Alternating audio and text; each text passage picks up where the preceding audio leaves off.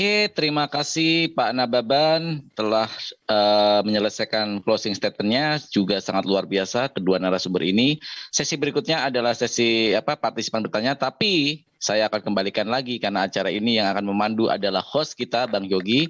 Saya kembalikan, saya ucapkan banyak terima kasih kepada netizen yang ada di YouTube, penonton dari channel ISDN Studio Channel dan Farhan Muslim Channel. Jangan lupa untuk subscribe, share, dan komen, serta like di channel-channel itu. Karena dengan subscribe gratis, insya Allah kalau kita niatkan ibadah untuk ikut mendukung channel-channel Muslim dalam berdakwah, insya Allah akan ada pahala di sana.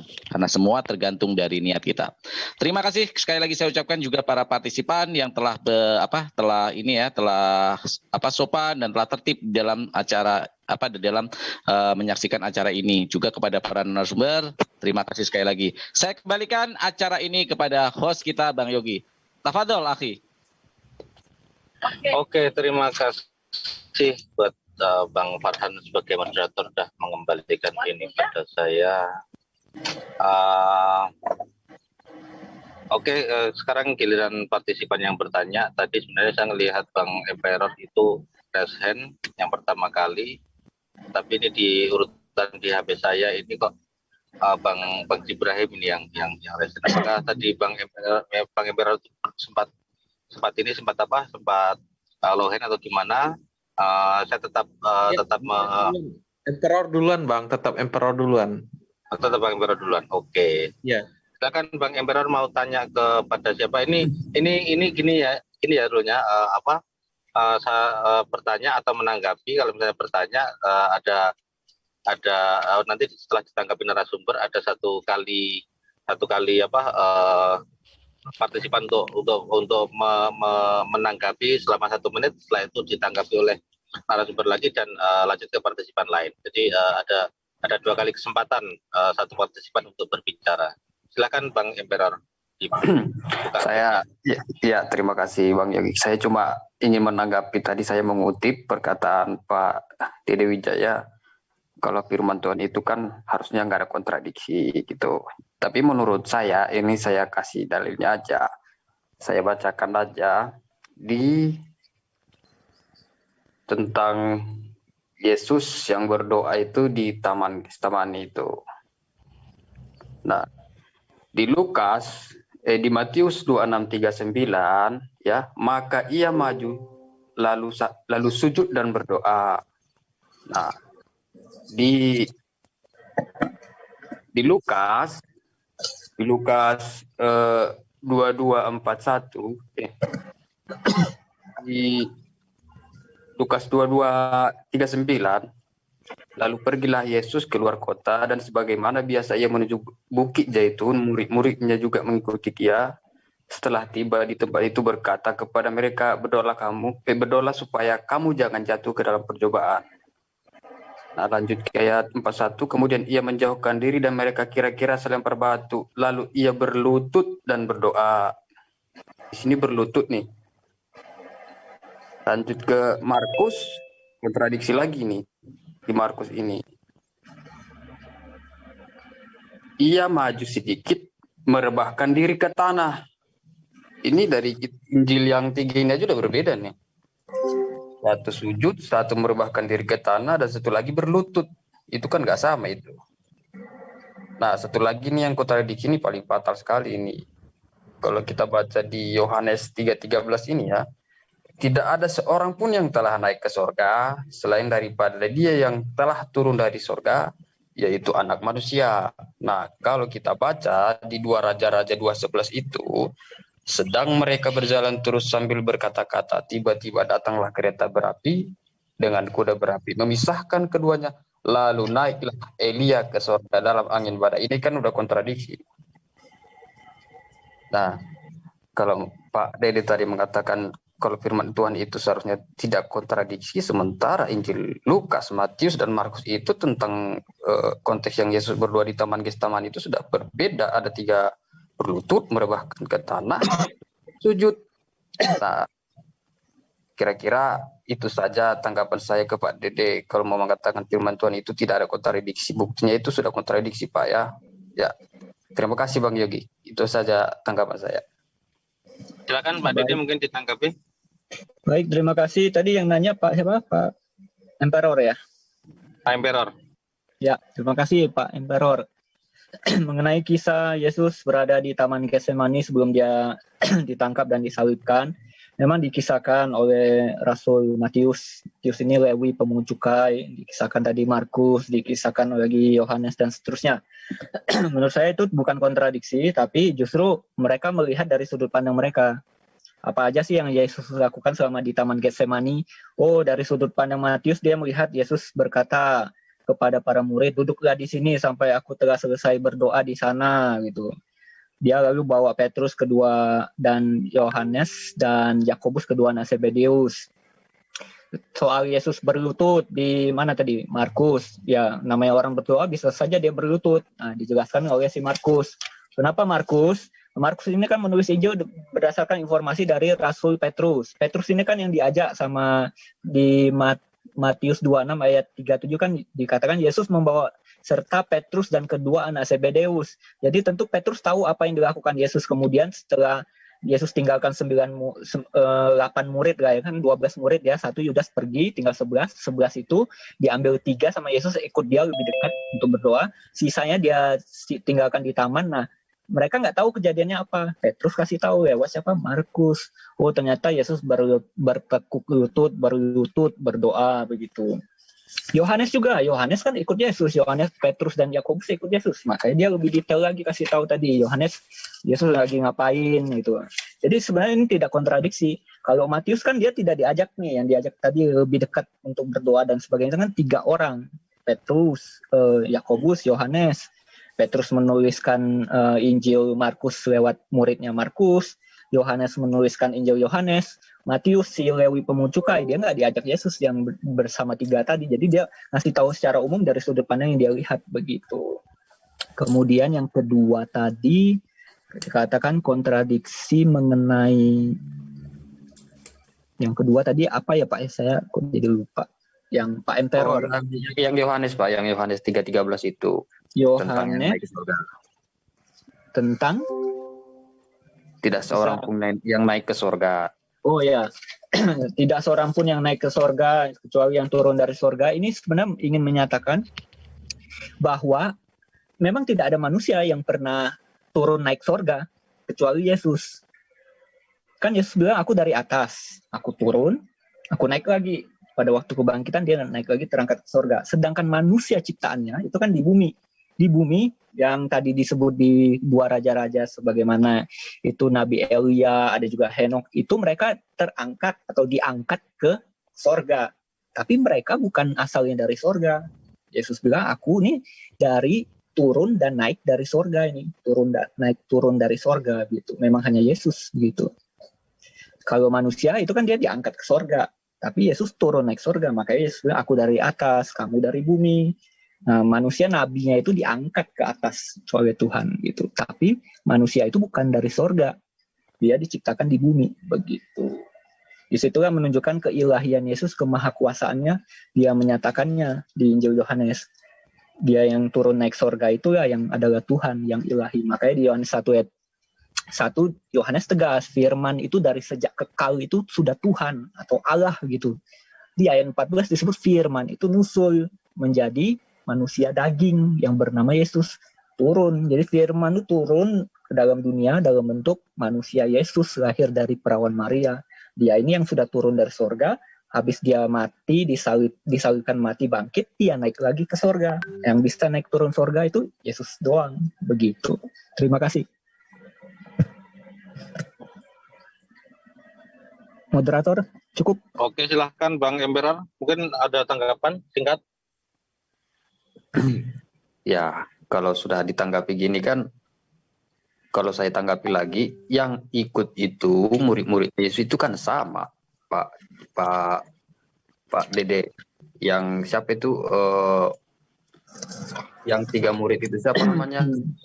Petrus. Saya bacakan dulu tadi di Matius. Tadi Bapak kutip dari Matius pasal 26 ayat 37. Pertama kan Yesus datang bersama 11. Waktunya Pak Emperor dulu. Ya. Nah, itu kan Bapak bilang tadi, menurut sudut pandang mereka. Nah, jadi di sini kan kontradiksinya itu ya yang saya ambil itu berlutut, merebahkan diri ke tanah, dan sujud. Nah, kalau memang muridnya itu memang sama, tiga-tiganya yang ikut ke sana, kenapa bisa sudut pandangnya berbeda kan begitu? Sementara lutut, merebahkan diri ke tanah, dan bersujud itu beda, Pak. Baik, saya Itu yang saya menangkap maksud. pertanyaan Oke. dari Emperor. Nah, jadi saya jelaskan, Yesus itu kan bersama 11 orang muridnya menuju ke Taman Getsemani ya. Ada 11 nih, Yudas kan sudah pergi nih meninggalkan Yesus, jadi ada 11. Sudah sampai 11 orang di Taman Getsemani, dia itu ajak 3 muridnya yang bernama Petrus dan 2 anak Zebedeus, yaitu Yakobus dan Yohanes, pergi lagi dari Taman Getsemani ke tempat yang lebih dalam lagi.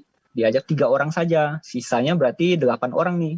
8 orang ini termasuk Matius nih, sisa nih. Matius hanya tahu Yesus bawa mereka ke Taman Getsemani. Setelah itu Matius cerita, oh ternyata Yesus seraya membawa Petrus dan kedua. Jadi Yesus ini bawa 3 orang murid, dia pergi tempat lain yang dekat situ ya, masih di daerah taman.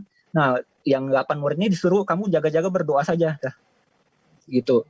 Nah, jadi yang tahu kisah selanjutnya tentu Petrus dan 2 anak Zebedeus tadi yang disebut Yakobus dan Yohanes. Nah, mereka ceritakanlah, kalau Petrus kan tahu, oh ternyata kami diajak Yesus nih. Aku melihat Yesus itu berlutut, berdoa gitu. Kalau Yohanes, aku melihat Yesus merebahkan diri. Nah, dia ceritalah di situ. Kalau Matius tahu nggak? Ya nggak tahu. Dia kan nggak diajak ke sana gitu. Matius hanya tahunya di kisah itu kami diajak ke Taman Getsemani dan seterusnya begitu. Detailnya itu Matius ada juga, Pak. Matius ada juga, maka ia maju sedikit lalu sujud dan berdoa. Ya, ini kan kisah dari sesama ini ya. Maksudnya Petrus bisa aja dong habis ketemu Yesus di bawah itu. Murid-murid 8 kan nanya, Petrus, ngapain sih tadi kalian diajak Yesus ke sana? Apa sih yang dilakukan Yesus? Bisa aja kan Matius nanya gitu kan. Matius Silawi pemucuka yang nggak diajak nih, Petrus cerita lah. Oh begini-begini kami. Waktu itu Yesus bilang, Bapakku jika mungkin lakukan cawan ini daripadaku. Dia seraya berdoa tersungkur dengan wajahnya. Petrus kan bisa cerita dong ke Matius. Matius harus tulis begitu. Jadi sebenarnya tidak aneh sih menurut kami. Dan tidak kontradiksi. Karena masing-masing mengisahkan apa yang mereka dengar, apa yang mereka lihat, dan mereka tahu begitu. Kalau kontradiksi itu misalkan A, satu lagi bukan A gitu. Nah, itu kan kontradiksi jelas gitu. Ini kan cuma kejadian itu ada yang ceritakan dari sudut detailnya seperti ini, yang satu ceritakannya dari ini gitu. Tapi itu saling melengkapi. Seperti kita bayangkan ada 4 orang melihat satu kejadian pembunuhan, mereka bisa ceritakan dari sudut yang mereka lihat tuh. Atau mereka mungkin dijadikan saksi polisi, dikumpulkan kesaksiannya, kamu melihatnya apa? Dilengkapi dijadikan satu kesatuan, bisa jadilah kisah yang utuh gitu. Terima kasih Pak Emperor. Ya Pak, terima kasih tanggapannya Pak. Oke, terima kasih Bang Emperor, terima kasih Bang Dede. Selanjutnya tadi setelah Bang Emperor itu saya lihat tadi yaitu Pak Pitro. Silakan Pak Pitro, open mic. Pak Pitro, open mic. Selamat malam saudara-saudari setanah air. Jadi saya langsung saja ke topik ya, walaupun kedua narasumber ini sepertinya tidak fokus kepada topik yang disampaikan. Topiknya adalah apakah Taurat Alkitab atau Al-Quran adalah firman Allah, kan begitu judulnya. Jadi kita harus melihat kepada objeknya. Sumber kita haruslah sumber Al-Quran dan Alkitab, ya toh? Al-Quran pasti akan mengatakan dia adalah firman Allah Subhanahu wa taala, ya toh? Alkitab pastilah akan mengatakan bahwa dia adalah firman Allah Yahweh atau Allah Abraham atau Allah pencipta langit dan bumi yang ada dalam kitab Taurat, ya toh? Nah, kalau kedua-duanya mengklaim sebagai firman Allah, maka kita cari orang ketiga atau pihak ketiga yang mengakui. Contoh, siapa yang mengakui Al-Quran adalah firman Allah? Ya hanya orang Islam saja, hanya Al-Quran sendiri saja. Lalu siapakah yang mengakui bahwa Taurat dan Injil itu adalah firman Allah? Allah Subhanahu wa taala mengatakan ya, dia mengaku dia yang menurunkan Taurat dan Injil. Contohnya dalam Ankabut ayat 47. Bisa di share screen? Bisa yang punya Al-Quran admin bisa nggak? Atau saya baca aja ya. Wa kadzalika anjalna ilaika alkitaba fa'alladina. Ya, sebentar. Berapa? Pak biar saya sini aja, nggak usah dibacain. Dibaca ininya aja daripada salah semua. Daripada salah semua. Fa'alladina. Nggak usah dibaca terjemahnya, terjemahnya aja Pak Petro. Pak Petro. Baca terjemahnya aja. Gak apa-apa, karena umat terjemahan semua yang hadir di sini, saya baca terjemahan saja. Dan demikianlah, Ayat berapa? Ayat 47. Ayat 47. 47 sebentar. Ya sambil dibuka 29 dan 47 ya. 29 47 ya. Nih. Dan demikianlah kami turunkan kitab oleh penerjemah Al-Quran, dibuat dalam kurung Al-Quran kepadamu. Adapun orang-orang yang telah kami berikan kitab dalam kurung, ya tambahan juga Taurat dan Injil, mereka beriman kepada dalam kurung lagi Al-Quran di antara mereka. Tetapi itu tidak ada dalam kurung itu tafsir ya. Nah, memang dalam Ankabut ini tidak disebutkan nama kitab orang yang diturunkan itu. Tetapi dalam salah satu ayat lagi, dalam Ali Imran 3 ayat 3, boleh buka? Ali Imran 3 ayat 3. Saya baca terjemahannya. Ali Imran 3 ayat 3 atau 33. Ya. Dia menurunkan kitab kepadamu yang mengandung kebenaran dan membenarkan sebelumnya dan menurunkan Taurat dan Injil, gitu. Jadi Islam kalah selangkah dalam pengakuan ini. Kan offside. Karena Allah Subhanahu wa taala sendiri mengakui. Pertanyaannya Pak Petro, pertanyaannya gantian sama yang lain soalnya. Iya, gantian sama yang lain, masih banyak yang resen. Masih banyak yang resen. Nanti bisa dilanjutkan, dilanjut setelah yang lain selesai. Baik, karena kamu ketakutan, baik.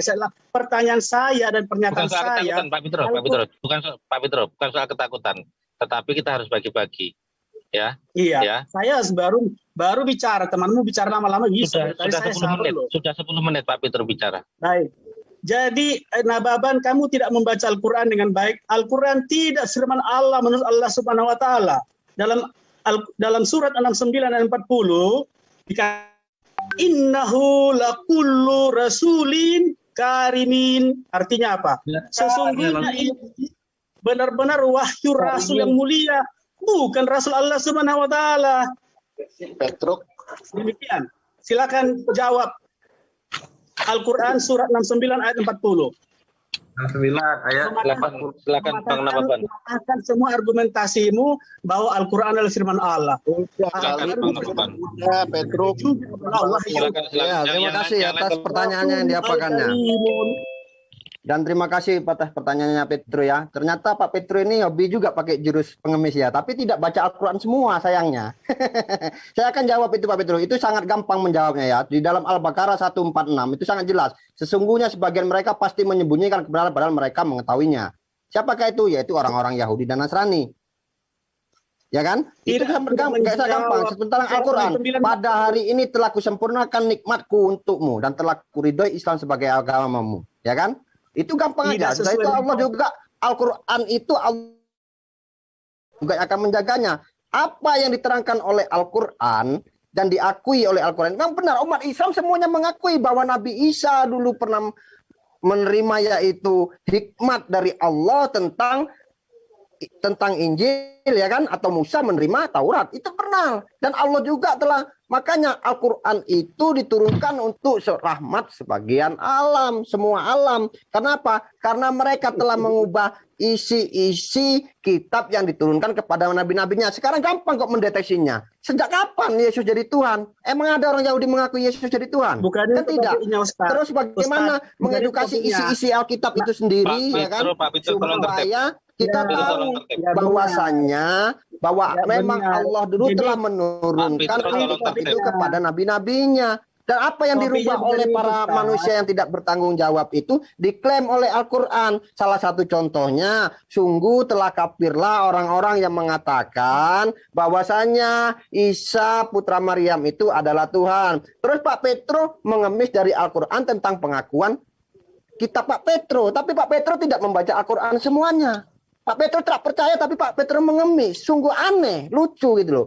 Terus sejak kapan Musa itu menuhankan Yesus juga? Simple sebenarnya. Bukalah cakrawala kehidupan ini Pak Petro untuk berpikir jernih. Jangan cuman kita memakan dogma seminggu sekali ya kan. Sekian, terima kasih Bang Yogi. Oke, silakan Pak Petro ditanggapi. 1 menit. Pak Petro. Sudah? Tidak ada tanggapan dari Pak Petro? Tidak ada tanggapan? Lihat Bang. Oke, lanjut yang lain. Nanti takutnya nyaut. Takutnya dia nyaut. Kalau nyaut sudah dikasih kesempatan, dia nggak ngambil kesempatan ya udah. Enggak, saya bicara. Saya bicara, kamu pura-pura nggak dengar. Enggak nengok. Sekarang mau hilang bro, sinyal mau hilang. Ya kalau begitu tunggu Pak dong Petro, sampai suara saya keluar. Pak Petro bisa cek di YouTube-nya kalau memang saya pura-pura nggak mendengar. Bisa cek di YouTube-nya. Makanya, saya mau Bisa cek di jawab. YouTube. Jangan berprasangka. Jangan berprasangka. Saya mau jawab. Ya, jangan berprasangka. Ya. 1 menit Pak Petro. Saya mau jawab. 1 menit. 1 menit. Baik. Oke.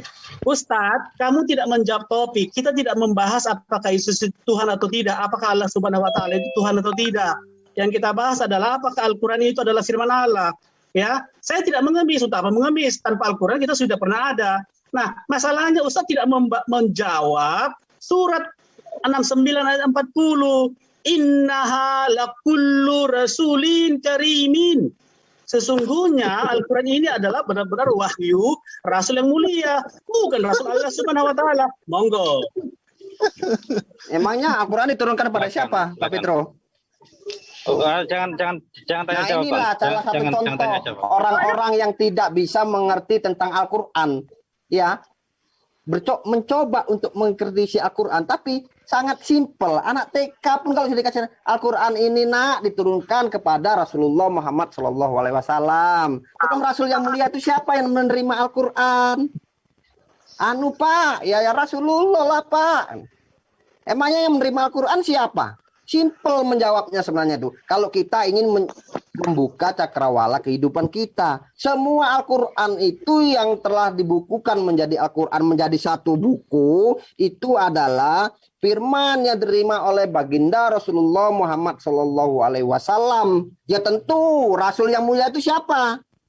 Ya tentu Rasulullah Muhammad SAW. Umat Islam tidak akan bingung tentang masalah itu karena umat Islam itu terpelajar. Untuk membaca Iqra aja, itu harus tahu dia. Tajwidnya harus tahu. Bukan kayak bacanya Pak Petro tadi. Jadi lucu gitu loh. Pertanyaan Pak Petro katanya nggak mengemis. Jadi untuk membenarkan tentang masalah kitab Injil Taurat itu ngambilnya dari Al-Quran. Ya jelas, umat Islam semuanya mengakuinya itu kok. Bahwa pernah diturunkan kitab itu kepada para nabi-nabinya. Dan Al-Quran juga sudah mengklaimnya itu. Salah satu contoh kan saya simpel mengambilnya. Bahwa kafirlah orang yang mengatakan bahwa Nabi Isa itu adalah Tuhan. Simpel kan? Terus Nabi Isa itu pembawa apa? Pembawa Injil kan? Justru umat Islam menyelamatkan apa yang telah difitnahkan kepada Nabi Isa dan juga apa yang telah diturunkan kepada Musa. Simpel mendeteksinya itu. Tuhan bisa kalah bergulat dengan manusia. Ini lucu. Kitab suci yang lucu. Itu ada di mana? Di Taurat kan? Terima kasih Bang Yogi.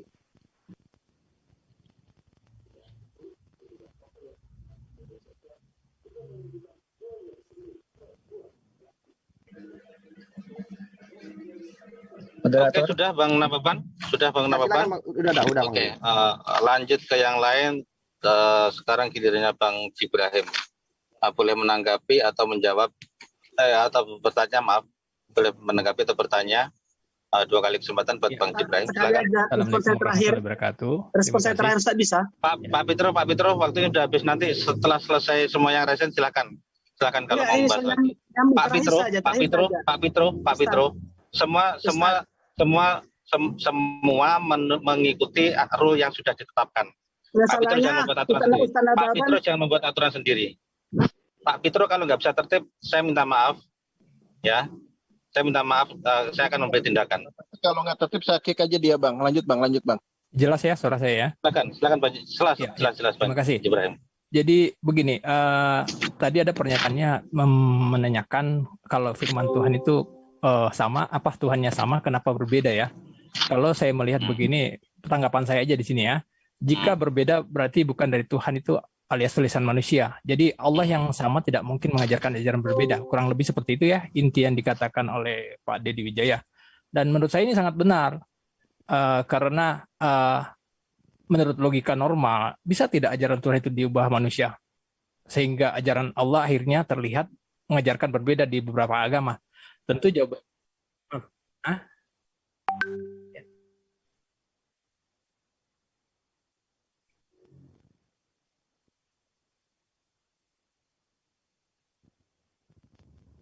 Lanjut Bang Ibrahim. Bang Ibrahim. Jadi tentu kenapa berbeda yang saya mau tekankan ke Pak Dedi Wijaya, memang firman Tuhan itu bisa berbeda karena ada campur tangan manusia. Kalau Anda melihat nubuat dalam Yeremia 88 ya, pasti Anda bisa tahu karena di situ tertulis bagaimana kamu dapat berkata kami bijaksana dan hukum Tuhan ada pada kami, ketahuilah pernah dusta dari para ahli tulis telah membuatnya menjadi suatu kebohongan. Itu di Yeremia 88. Dan juga ada dalam Al-Quran ya, di Al-Baqarah 79, maka celakalah orang-orang yang menulis kitab dengan tangan mereka, kemudian berkata ini dari Allah ya, kurang lebih seperti itu. Jadi kesimpulannya kalau firman Tuhan itu yang harusnya sama jadi berbeda itu kan ada campur tangan manusia. Lalu saya mau tambahkan tentang Alkitab ya, di Kejadian ya. Atau mungkin saya melihat ini sebuah kontradiksi, tapi silakan nanti ditanggapi. Saya lihat di sini bahwa di Kejadian 16:5 itu ya, bisa di share screen ya, atau nggak usah saya bacain aja kali ya. Halo? Dibacakan aja ke Bapak. Bacakan aja, Bang. Baik. Jadi di 16:5 itu Kejadian 16, berkatalah Sarah kepada Abraham, penghinaan yang kuderita ini adalah tanggung jawabmu. Akulah yang memberikan hambaku ke pangkuanmu, tapi baru saja ia tahu bahwa ia mengandung, ia memandang rendah akan aku. Tuhan kiranya yang menjadi hakim antara aku dan engkau. Ya. Kemudian di sini Sarah menganggap si Hagar menghina, ya. Maka kemudian selanjutnya ya, dia meminta kepada Ibrahim untuk dia diadili, tapi Abraham mengatakan itu tergantung kamu, kekuasaan dia berada di kekuasaan kamu.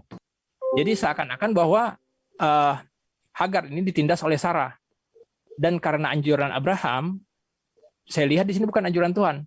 Jadi saya ragu tuduhan Sarah yang menuduh Hagar itu menghina dirinya, karena akhirnya saya melihat di ayat selanjutnya Tuhan justru memihak Hagar, ya.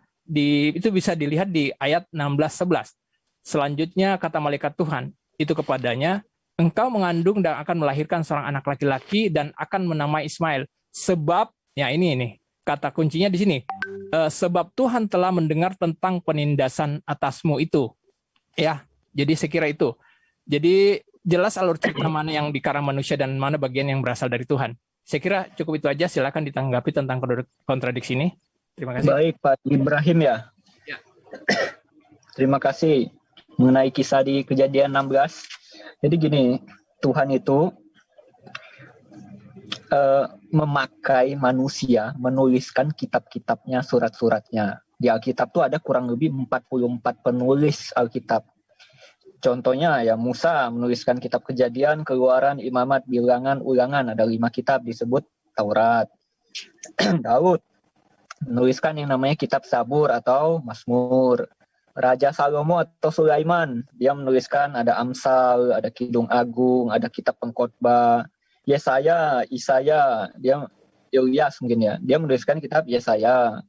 Yeremia menuliskan kitab Yeremia dan seterusnya. Jadi Tuhan pakai manusia nih untuk menulis. Nah, mengenai kisah kejadian tentang Hagar dan Sarah, ini memang dituliskan sebagaimana yang kejadian begitu. Pertama gini saya ceritakan. Hagar ini adalah budak dari Sarah ya. Hagar adalah perempuan yang diberikan oleh Firaun di Mesir pada waktu. Saya tahu. Kita masuk ke poinnya aja. Mungkin karena banyak lagi. Itu Halo, Pak Didi. intinya Hagar adalah budak perempuan dari Sarah. Sarah ini belum punya anak, tapi sebenarnya Tuhan sudah ngomong ke Abraham, akan ada anak nih dari kamu dan Sarah. Tapi si Sarah ini udah tua, udah umurnya sudah tidak memungkinkan haid lagi lah menurut pikiran dia. Loh, aku punya Hagar, budak perempuan. Zaman dulu biasa, kalau ada budak perempuan, ya udah dinikahi aja sama si tuannya. Nanti anaknya itu diangkat jadi anaknya dari tuan dan nyonyanya gitu. Akhirnya si Sarah ini kasih si Hagar jadi istri kedua dari tuan Abraham atau Ibrahim. Lahirlah Ismail. Ketika Ismail lahir, Hagar senang dong. Oh, aku sudah melahirkan anak bagi tuanku Abraham. Dan mungkin dia cerita ke sana kemari, wah ini aku ini udah jadi nyonya besar nih, karena keturunan aku yang akan jadi pewaris semua harta kekayaannya si Abraham tuanku. Si Sarah dengar itu ya mungkin dia marah dan segala macam, kamu itu budak saya gitu loh. Nah dia intinya dia kesel gitu loh. Dianggap nggak bisa melahirkan anak dan segala macam. Nah, dia bilang sama suaminya, Hagar budak itu sudah mulai tanda petik nih menjelek-jelekan aku dan menganggap dirinya tuh nyonya besar lah karena dia itu bisa melahirkan anak sedangkan aku enggak. Terus si Abraham kan bilang, yo Hagar itu kan budak kamu urus aja lah, kamu mau kasih dia hukuman apa terserah kamu, dia kan budak kamu, dalam kuasa kamu gitu. Akhirnya diusir lah gitu kan, diusir. Nah Hagar dan Ismail diusir, namun jangan salah, Tuhan itu Tuhan yang maha adil, maha pengasih. Saya potong, bukan diusir itu ditindas. Dia lari sendiri. Ditindas lah boleh. Akhirnya Abraham juga disuruh, Abraham kan suruh tuh Hagar sama Ismail, kamu pergilah, tinggalkan aja nih. Pertama memang ditindas sih, pergi kan, makanya yang Hagar pergi itu kan yang hampir mati di padang gurun kehausan sebagaimana. Intinya Tuhan itu bermurah hati. Tuhan bilang, oh Abraham, kamu punya anak dari Hagar yang namanya Ismail. Padahal aku sudah bilang kamu tuh punya anaknya nanti dari Sarah. Tapi it's okay. Ismail sudah lahir, Ismail pun anak kamu Abraham. Aku berkati, meskipun itu bukan dari Sarah, dari Hagar istri kedua kamu tuh, dari budak. Aku tetap berkati keturunan karena aku ingat iman kamu. Iman kamu Abraham itu besar. Diberkatilah si Ismail dengan punya 12 raja-raja, dari keturunan Ismail ini muncul 12 raja-raja gitu. Jadi sebenarnya tidak masalah. Jadi penulis kitab ini, Kejadian Musa, Nabi Musa, hanya menceritakan apa yang memang terjadi gitu. Itu menyatakan bahwa kalau kita lihat berarti Sarah ini ya penindas ya. Bisa kita bilang penindas. Dia nggak terima dijelekin sama budaknya Hagar. Kamu itu mandul, nggak bisa melahirkan anak. Nanti anak aku Ismail jadi pewaris dan segala macam. Nggak mungkin apa hinaan, nggak ngerti kita. Tapi kita bisa wajar. Sarah marah nyonyanya. Wajar aja dituliskan. Sarah menindas Hagar ya. Memang kejadiannya begitu. Ya. Itulah yang dituliskan bahwa manusia itu penuh dosa, penuh dengan dosa. Padahal Tuhan sudah janji kepada Abraham sama Sarah, dari anakmu Ishak itu, anak yang dijanjikan itu akan lahir. Tapi kamu ini bertindak sendiri, pemikiran manusia. Sarah bilang aku ini sudah mandul, mati haid, nggak mungkin punya anak. Ada Hagar, kebiasaan bangsa-bangsa zaman itu pakai budak, ambil itu dari kasih tuannya, ambil anaknya jadi keturunannya begitu.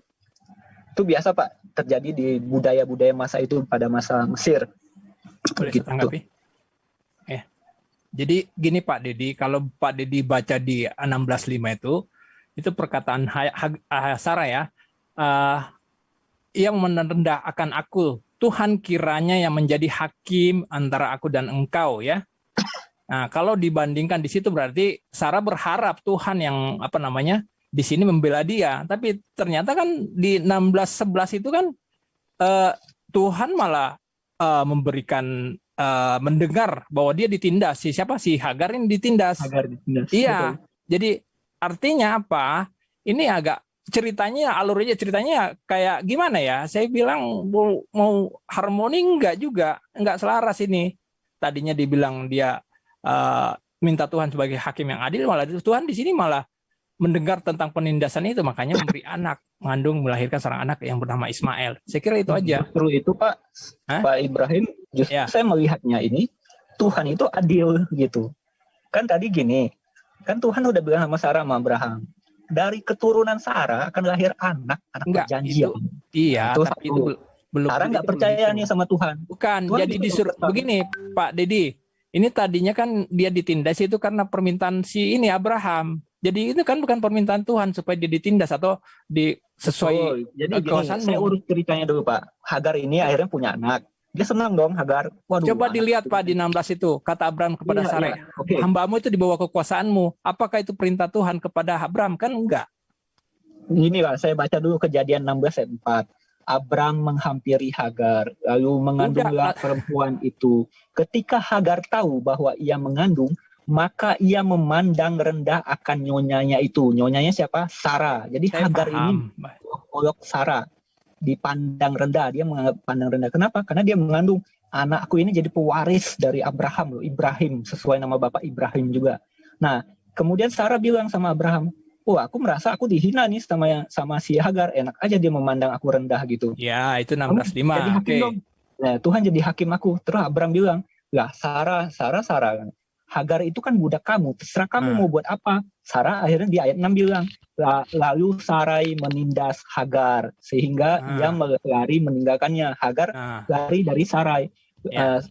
Ceritakanlah bagaimana Hagar hampir mati kehausan di padang gurun. Ya, maksud Lalu saya Tuhan seperti itu ini. bermurah hati kan, bilang aku akan membuat sangat banyak keturunanmu dan seterusnya. Tuhan jadi hakim gitu. Ya, jadi ternyata Tuhan malah membela orang yang ditindas ini ya. Jadi cerita tentang penghinaan ini sebenarnya ya agak berlebihan dari Sarah, begitu aja.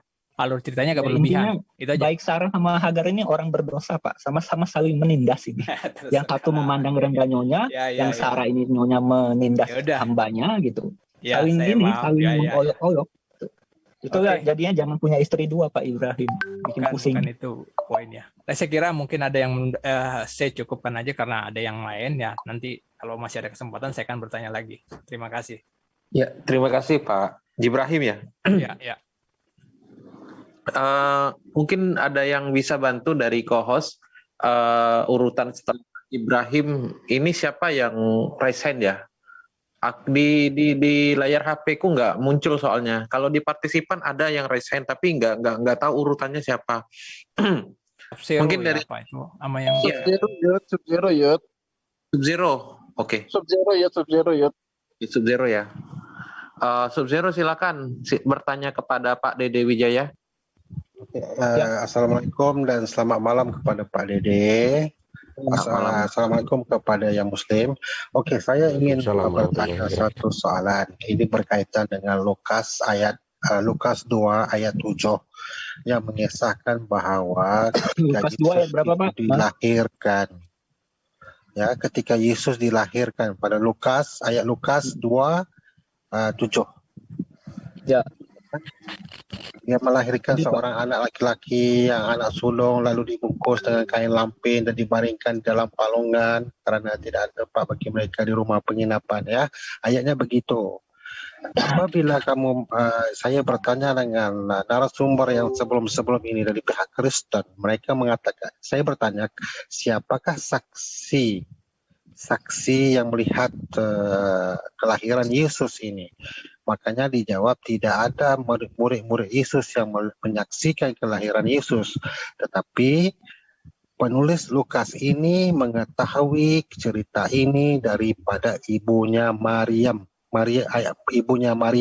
ibu Yesus, Maria, ya. Benar? Iya. Oke, ya, jawabannya iya. Makanya ini sudah jelas menunjukkan bahwa ini bukan firman Tuhan, tetapi ini adalah cerita kesaksian daripada Lukas yang mendapat berita ini daripada ibu Yesus, yaitu Maria. Kalau firman Tuhan itu beda. Firman Tuhan daripada Tuhan itu sendiri. Sedangkan berita ini didapati daripada ibu Yesus. Itu yang pertama ya. Itu bagaimana Anda menjelaskan hal ini. Yang kedua, kalau kamu melihat Roma 16 ayat 22. Dalam Tuhan kepada kamu dari Tertius. Aku yang menulis surat ini. salam dalam Tuhan kepada kamu dari Tertius, yaitu aku yang menulis surat ini.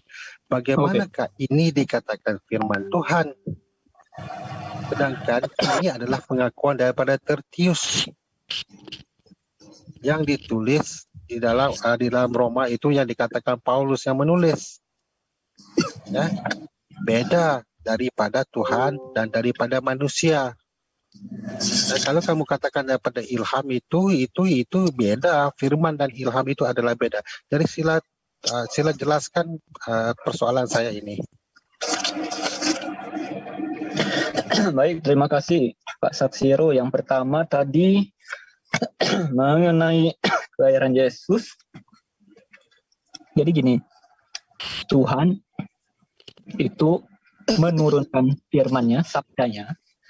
Kalau di dalam Alkitab itu, dia masuk ke dalam sejarah manusia dan memakai orang-orang untuk menuliskan sabdanya, firman-Nya, dituliskan oleh manusia. Manusia lah yang menulis. Makanya Musa itu bisa menulis 5 kitab Kejadian, yang tadi kisahnya Ibrahim dan 2 istrinya, Hagar dan Sarah. Kitab Kejadian, Keluaran, Muhammad, Bilangan-Ulangan. Yesaya menulis kitab Yesaya. Si ini Zabur Daud ditulis oleh Raja Daud. Yeremia menulis kitab Yeremia, Yehezkiel menulis kitab Yehezkiel, Yunus menulis kitab Yunus, dan seterusnya sampai ke Injil juga. Injil Yesus Kristus, kisah tentang segala macam perbuatan Yesus, itu dituliskan bukan oleh Yesus, tapi oleh Tuhan. Itu gunakan para muridnya, memakai manusia muridnya yang menuliskan kisah dia. Nah, khusus tentang kelahiran Yesus, Lukas ini bukan murid utama. Dia ini teman seperjalanannya Rasul Paulus. Dia ini seorang tabib atau dokter lah, katakan gitu. Lukas sudah menjelaskan dengan di Lukas 1:1. Dia ini berusaha setelah dari semula menyelidiki segala sesuatu dengan teliti, baik juga lah bagiku untuk menuliskannya secara teratur bagimu, hai Theophilus yang mulia. Jadi dia menuliskan suratnya ini, Injil Lukas, untuk ditujukan kepada pejabat temannya namanya Theophilus, orang Romawi. Jadi dia tulis gitu kan. Nah, Lukas ini tahu dari siapa? Dia menyelidiki, katanya. Saya ini menyelidiki segala sesuatu. Nah, sumber dia siapa? Dari Maria, dari murid-murid Yesus yang lain yang dia jumpai. Makanya dia tahu cerita kelahiran Yesus, dia tuliskan begitu. Nah, jadi Tuhan bisa memakai siapa saja untuk menuliskan apa yang Tuhan mau. Para penulis, Lukas dia pakai, Yohanes dia pakai, nabi-nabi dia pakai buat penulis. Itu bagi kami di dalam Alkitab disebut diilhamkan oleh Roh Kudus. Mengapa tulisannya bisa masuk kitab suci? Yaitu Roh Kudus mengilhamkannya, dan jadilah kitab yang kami terima, 66 kitab jadi kitab. Ini yang kami terima sebagai ilham Roh Kudus kepada para penulis untuk menuliskan kitabnya gitu. Jadi tidak masalah kalau yang itu Lukas. Dia tidak harus tiba-tiba langsung dapat dari Tuhan. Tuhan bikin wahyu, kayak misalkan Tuhan kasih wahyu ke Yohanes, tulislah Yohanes kitab wahyu. Tuhan tidak mesti kita kekang, caranya kita batasi harus begitu. Tuhan bisa pakai manusia siapa saja untuk menuliskan apa yang Tuhan mau, karena dia mengilhami manusia dengan Roh Kudusnya. Memakai kepandaian manusia, kepintaran manusia juga, budaya setempat, keterbatasan budaya, dia pakai semua. Makanya ada di Pak Nababan itu heran, Ahmad Nababan, ada kata kira-kira.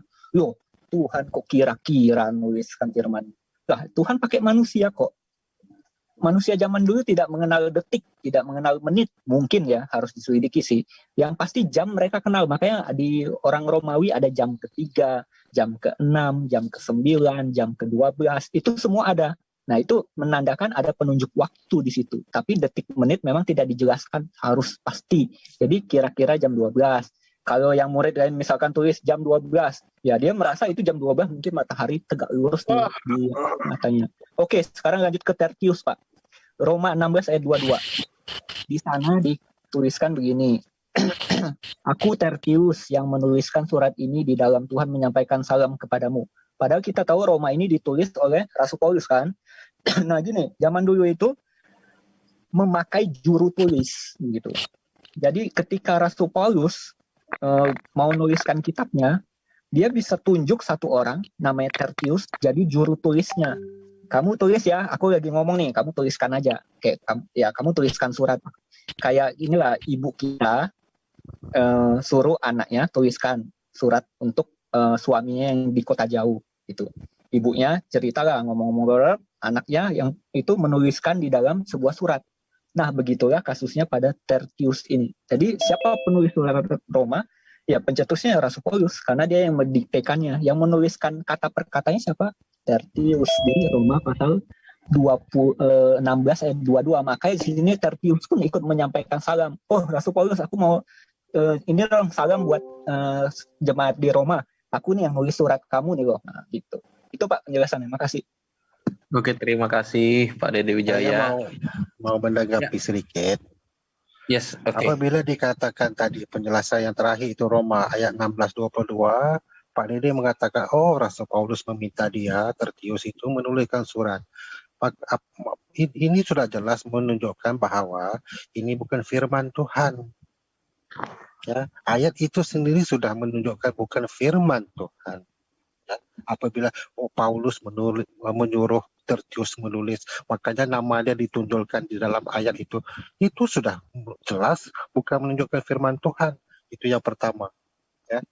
Yang kedua, apabila Anda mengatakan Lukas mendapatkan daripada murid-murid yang lain tentang kelahiran Yesus di Lukas 2 ayat 7, makanya kamu sendiri telah menolak ayat Yohanes 17:8 yang mengatakan bahwa segala ya, sebab segala firman yang engkau sampaikan kepadaku telah kusampaikan kepada mereka.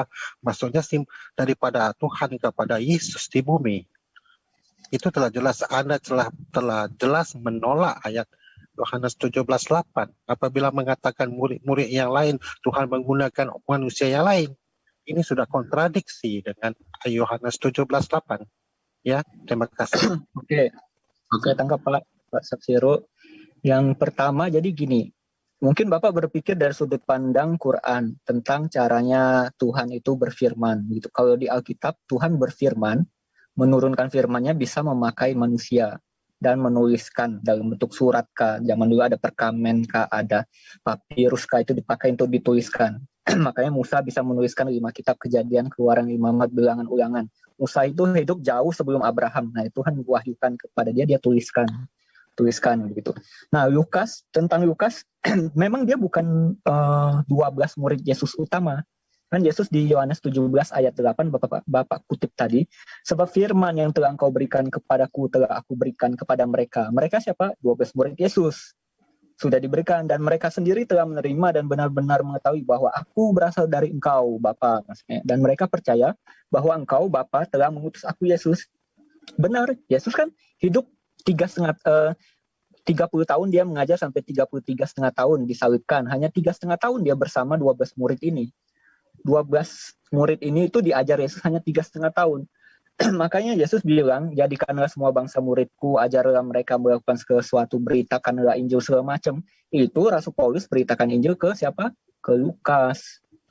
Makanya Lukas ini jadi teman seperjalanannya, dia bertobat, ikut Rasul Paulus nih kemana-mana menginjil. Nah, dia sebagai tim apa? Dia tim support kesehatan karena dia tabib. Nah, dalam perjalanannya si Lukas ini bisa ketemu siapa aja. Bisa ketemu Petrus, bisa ketemu, ada Maria masih hidup pada waktu itu. Ibu Yesus, ya udah dia ketemu Maria, wawancara lah istilahnya, kan? Wawancara menggali, katanya menyelidiki segala sesuatu. Nah, Tuhan pakai caranya si Lukas ini, itu menuliskan firman-Nya. Yaitu Roh Kudus menuntun Lukas, menuliskan sebuah surat yang disebut Injil Yesus Kristus menurut Lukas. Nah, Tuhan memakai manusia yang sudah dia ilhami dengan Roh Kudus menuliskan apa yang Tuhan mau dituliskan. Ya udah, Lukas tulislah jadi Injil Lukas gitu. Tidak masalah bagi kami. Jadi ini cuma cara memandang firman Tuhan itu di dalam menurut Quran pasti agak berbeda dengan cara pandang kami memandang firman Tuhan itu. Tidak harus Tuhan itu diktekan kata per kata dari A sampai Z semua baru diomongkan ke manusia. Enggak harus gitu. Tapi ada enggak yang Tuhan ngomong kata per kata yang dituliskan manusia? Ada. Yang 10 hukum Taurat yang disebut Dasatitah itu Tuhan diktekan kepada Musa. Dia tulis di 2 loh batu. 2 loh batu itu. 10 hukum itu dia tuliskan. Itu Tuhan diktekan, iya. Terus kemudian, apakah Tuhan nggak bisa pakai cara musisat menuliskan? Bisa. Gimana? Di kejadian peristiwa Belsiajar, kerajaan Babel, dia itu memakai barang-barang kudus bait suci Yahudi, dia pakai untuk mabuk-mabukan pesta. Nah, Tuhan itu menuliskan di dinding itu mene tekel uparsin. Muncul tulisan tiba-tiba, kaget semua itu. Apa maksudnya itu? Nah, itu tulisannya Tuhan pakai. Nah, itu dituliskan juga sama si Daniel. Daniel bilang, aku melihat tulisan mene tekel uparsin, tiba-tiba menulis. Orang bilang, ini apa ini tulisan tangan dewa gitu, tangan Tuhan. Makanya Belsajar minta tolong Daniel, tolong terjemahkan, aku nggak ngerti bahasa apa ini. Nah, diterjemahkan, Tuhan bilang, Belsajar kamu kurang ajar, kamu itu udah barang-barang bait suci yang kudus ini kamu nistakan gitu, pakai minum untuk mabuk-mabukan. Malam ini juga nyawamu akan diambil. Akhirnya Belsajar, kerajaan Babel diserang pada waktu itu, malam hari itu oleh kerajaan yang lain. Begitu Pak. Terima kasih. Oke. Terima kasih. Sedikit. Tadi Pak Dede mengatakan saya menggunakan waktunya sudah selesai untuk Pak Sub-Zero. Mohon maaf karena ada partisipan lain yang menunggu untuk raise hand, Pak. Kalau Bapak ingin bertanya, mungkin Bapak bisa raise hand lagi untuk yang sekian. Jadi ngantri lah istilahnya gitu. Baik. Saya sedikit, cuma setengah menit aja, nggak lama. Sebentar, kita berurutan ya Pak, karena aku di layarku ini nggak muncul siapa yang berurutan, jadi aku melihat di partisipan saja. Setelahnya Pak Sub-Zero tadi ada Bang Cherry. Bang Cherry, silakan Bang Cherry untuk memberikan pertanyaan kepada narasumber. Oke, selamat malam Pak Dede. Malam. Ya, ini ada yang saya mau tanyakan. Saya sendiri meragukan gender dari Yesus ini di Bible sebagai seorang laki-laki. Ya, karena kalau kita merujuk kepada Apokalips 1 ayat 13 atau kitab Wahyu 1 ayat 13, di sana tertera jelas kata mastos, dan mastos ini dia ini adalah merupakan payudara dari wanita. Gimana caranya Pak Dede menjelaskan hal ini? Makasih sebelumnya. Yang Wahyu 1 ayat berapa Pak? Wahyu 1 ayat 13. Ya. Dan di tengah-tengah ketujuh kaki pelita itu ada orang serupa anak manusia yang memakai jubah panjang dengan di dadanya terlilit sabuk emas. Oke. Benar. Kemudian? Iya. Di situ pertanyaan saya di situ, kalau kita merujuk kepada bahasa asli, mastos ini adalah payudara wanita. Sementara di situ di Bible LAI tertulis dadanya. Bagaimana caranya Bapak kira-kira solusi untuk hal ini? Terima kasih. Oh, ini mengenai bahasa ya Pak. Terus terang saya tidak terlalu mendalami bahasa Yunani-nya. Yang pasti saya biasanya suka melihat di Alkitab literal. Alkitab literal, anak manusia yang memakai jubah panjang dengan di dadanya. Di dadanya gitu. Saya nggak tahu apakah kata ini harus mutlak hanya untuk wanita atau enggak. Harus dicek lagi sih untuk kata Yunani-nya seperti apa. Yang pasti saya ingin mengatakan jenis kelaminnya Yesus itu apa? Itu jelas karena sudah disebut di Injil Matius ayat 23, lihatlah seorang perawan akan mengandung dan akan melahirkan seorang putra, tidak dikatakan putri begitu. Terus di Yesaya, nubuatannya Yesaya, seorang anak akan lahir bagimu, seorang putra akan diberikan bagimu, lambang pemerintahan dan seterusnya. Jadi jenis kelamin Yesus di bumi jelas pria. Pria gitu Pak, bukan wanita. Kalau soal yang Wahyu 1 ayat itu, mohon maaf, mungkin harus dicek lagi ke bahasa aslinya dan mungkin harus lihat kamus gitu Pak. Terima kasih. Oke, makasih Pak. Ya, terima kasih. Ada lagi yang ingin ditanyakan dari Bang Cherry ke Pak Dede? Satu hal lagi Pak, di Matius 5 ayat 22, Matius ini kan orang Aram dia. Beliau ini adalah orang Aram. Santo Matius. Beliau ini adalah orang Aram. Di sana ada kata raha. Raha ini di dalam LAI diterjemahkan menjadi kafir itu. Sementara raha ini, karena saya mempelajari juga bahasa Aram, ini dia berarti berkepala kosong. Jadi nggak punya apa istilahnya, kepalanya kosong gitu, nggak ada isinya gitu. Jadi istilahnya, maaf kalau saya bilang full atau bodoh gitu. Sementara LAI sendiri di sana diterjemahkan menjadi kata kafir gitu. Gimana Pak menurut Bapak? Ya ini hanya masalah penerjemahan sih Pak. Saya bacakan dari KSLT. Saya nggak pakai LAI ini Pak. KSLT Matius 5 ayat 22. Namun aku berkata kepadamu dan seterusnya. Dan siapa yang berkata kepada saudaranya raka, dia pantas berada di hadapan Sanhedrin, majelis pengadilan majelis agama. Dan siapa yang berkata dungu kepada saudaranya, ia pantas berada dalam neraka api. Raka itu, kalau kita lihat kamus, memang berasal dari bahasa Aram. Itu sebuah kata makian yang sangat kasar. Yang tadi raka, artinya bodoh dan tak berakal. Kalau di Indonesia kira-kira dibilang goblok, dasar tak punya otak gitu ya. Nah kira-kira kalau di ini penerjemah LAI itu memakai kata kafir. dia mungkin bingung mencari padanan katanya, karena kan terjemahan lama dulu memakai kata kafir. Terjemahan lama diambil aja, terjemahan baru tetap lagi kata kafir. Nah terjemahan lama itu dibikin oleh orang luar negeri yang jadi misionaris di Indonesia. Dia pakai kira-kira, ditanya lah orang-orang apa ya yang padanannya, ya kafir. Orang kalau ngutuk orang kan kafir gitu, ngomong saudara kafir kamu, itu udah kasar banget gitu. Nah, dipakailah kata itu jadi masuk di terjemahan lama. Sama terjemahan baru masih dipakai, tapi kalau di ILT saya nggak pusing karena kata aslinya ditulis saja raka. Nanti saya tinggal lihat kamus, raka itu dari bahasa Aram, artinya bodoh, tak berakal, goblok, dasar tak punya otak. Gitu Pak. Padanan pada masa itu dipadankan dengan kafir, umpatan yang kasar, itu aja. Oh iya. Oke, terima kasih Pak. Terima kasih. Siapa tadi berikutnya? Kalau di HP saya ini ada Bang Kismet. Silakan Bang Kismet.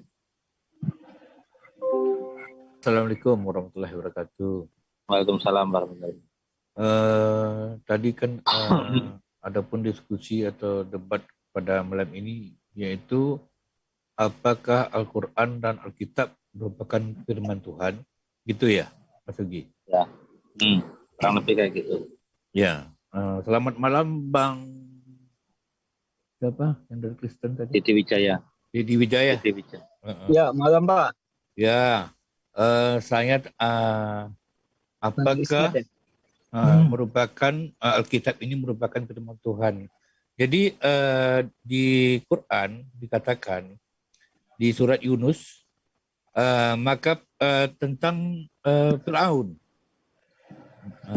Allah berkata, maka pada hari ini kami selamatkan badanmu supaya kamu dapat menjadi pelajaran bagi orang-orang yang datang sesudahmu, dan sesungguhnya kebanyakan dari manusia lengah dari tanda-tanda kekuasaan. Berarti Allah membuktikan sekarang Fir'aun itu sudah dapat dilihat oleh peneliti-peneliti sampai saat ini. Berarti memang Allah menyelamatkan jasadnya untuk sebagai bukti untuk zaman sekarang ini. Jadi bicara bahwa Quran adalah merupakan firman Tuhan, saya balikkan lagi kepada di Alkitab. Di Alkitab, apakah ada juga, ini secara fisik ya, apakah ada juga yang menyatakan bukti-bukti lain? Mungkin kalau di firman di Alkitab, mungkin Tuhan atau Yesus mungkin tidak berkata tentang mengenai Fir'aun, sebagai buktinya Tetapi mungkin ada di perkataan-perkataan Yesus yang mengatakan bisa dibuktikan pada saat ini dalam bentuk fisik ya. Jadi bisa kita buktikan. Jadi saya minta dengan Bapak ini tadi, Bapak Dedi Wijaya, supaya bisa membuktikan bahwa memang ada, bisa dibuktikan pada saat ini bukti yang disebutkan oleh Yesus. Ya, kalau bisa itu memang dari Perjanjian Baru, karena nanti kalau di Perjanjian Lama nanti kontradiksi dengan orang-orang Judaism. Judaism karena Tuhannya berbeda. Mungkin itu ya. Saya belum menangkap pertanyaan Bapak. Bisakah tunjukkan di Perjanjian Baru apa yang tentang Yesus? Maksudnya gimana, Pak? Seperti mungkin perkataannya bisa dibuktikan sekarang gitu. Kayak kalau di Quran kan dikatakan bahwa Fir'aun itu diselamatkan jasadnya, dan sekarang sudah dibuktikan sama peneliti bahwa perkataan Allah itu terbukti bahwa Fir'aun itu diselamatkan jasadnya dan bisa dibuktikan saat ini. Jadi maksud saya kalau bicara apple to apple, singkat.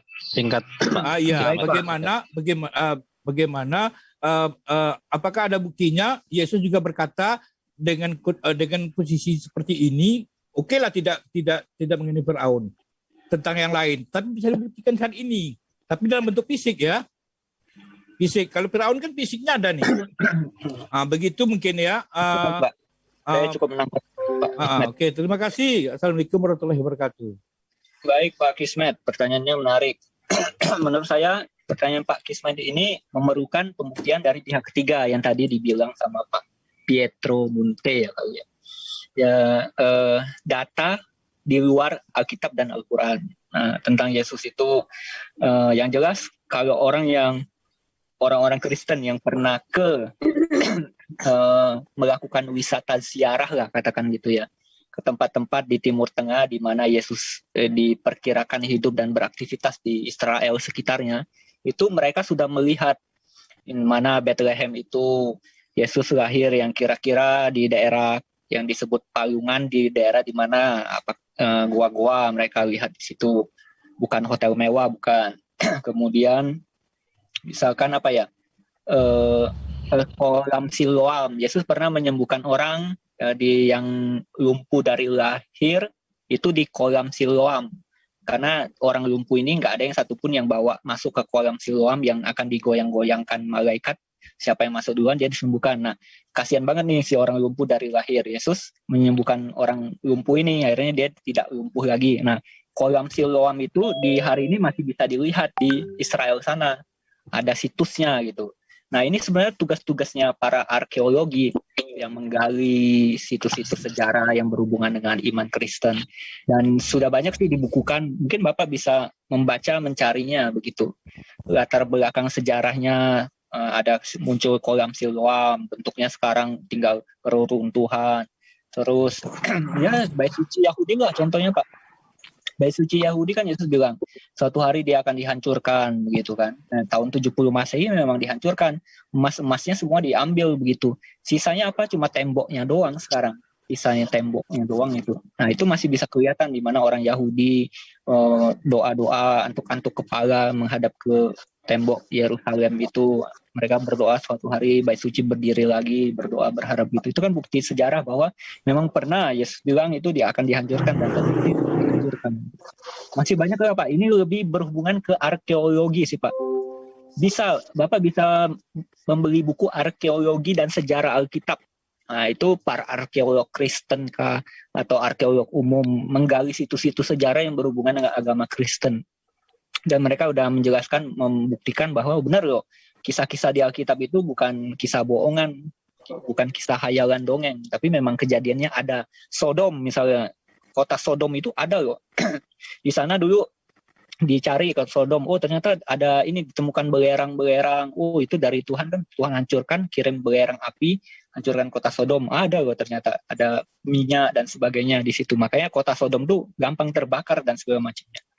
Itu saja Pak yang bisa saya sampaikan. Ya, Sodom itu dari mana? Ya, dari mana, PL atau PB? Apanya? Mengenai Sodom. Baik, kalau Sodom di Perjanjian Lama, kalau kolam Siloam di Perjanjian Baru, bait suci Yahudi kan dikisahkan di Perjanjian Baru ada. Gitu. Bethlehem pun di Perjanjian Baru ada. Oke, sebenarnya kalau masalah arkeolog itu banyak juga seperti di Islam kayak Ka'bah. Tapi maksud saya sebenarnya bukan itu. Ada yang tersembunyi tetapi udah hilang, sudah tidak mungkin bisa dicari. Ternyata setelah digali ketemu dia. Tetapi kalau yang macam yang Bapak bilang itu macam di Sulaiman, di tembok ratapan itu tidak hilang, memang ada gitu. Tetapi kalau Firaun ini kan sudah tenggelam nih. Yang memang tidak bisa dibuktikan lagi secara kasat mata. Tetapi Singkat Pak Gesmat. sudah diuji gitu. Maksud saya tuh kalau apple to apple-nya seperti itu. Silakan Pak Dede Wijaya kalau ada lagi. Nah, kalau soal katakan tadi Bapak bilang, oh di Quran membuktikan jasad Firaun hilang diselamatkan. Saya bisa bertanya begini, Firaun itu gelar raja orang Mesir dan Firaun itu begitu banyak nama yang disebut Firaun. Firaun zaman Musa, beda dengan Firaun zaman Yusuf, beda dengan Firaunnya zaman Raja Yosia. Banyak sekali Firaun. Bahkan penggalian arkeologi Kristen juga menemukan kereta yang di Laut Teberau dan segala macam itu masih ada gitu, ditemukan gitu. Ini loh yang Firaun katanya tenggelam bersama semua pasukannya, ditemukan juga. Nah itu Bapak bisa baca di arkeologi dan sejarah Alkitab gitu Pak. Ya, berarti kan Bapak tidak menjawab pertanyaan saya, Bapak malah membantah pertanyaan saya. Cukup Pak Gesmat, nanti dilanjut nanti. Silakan Tristan.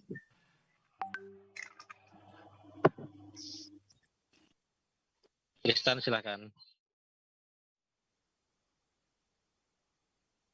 Tersental ya Bang. Oh Tristan enggak ini. Coba Kang Eri.